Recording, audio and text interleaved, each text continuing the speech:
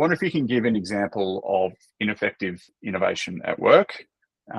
So what were the driving forces and what was the outcome where you've seen something just go poorly and you've just been like, yeah, what I've happened? seen it from afar and I've seen it from being right in the middle of it.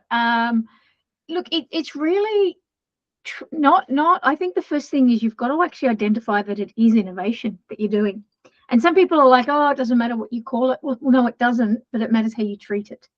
You know, it doesn't matter whether you call it bananas or apples, but it does matter on the level of risk and uncertainty, ambiguity that's associated with innovation.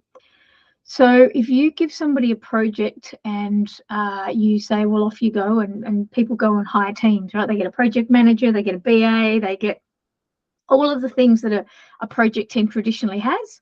And then they go, right, let's get our scope down, right? Let's get our milestones, get our Gantt chart.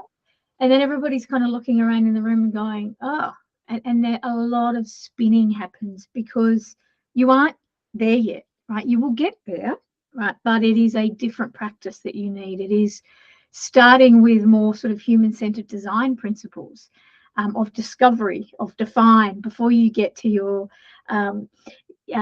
development and deliver.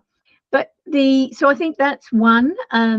There is, I actually have a guide of the 8 common mistakes I'm happy to share with you as well that people make. And I mean, some of the others that I've seen certainly are asking BAU people to do it, like business as usual teams. Business as usual teams, very important to be a part of, but not to try and drive it, because usually they are focused on what is their KPI, right? They're being measured on something, which is usually, if they're in an established business, faster, leaner, more, that is more than last year.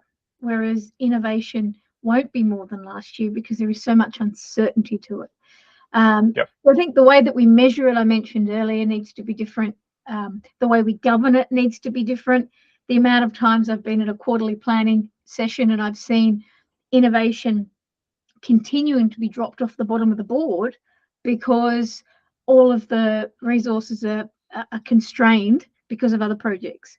So you can't push something through if it is just an adjunct to your business as usual activities. It's got to be different.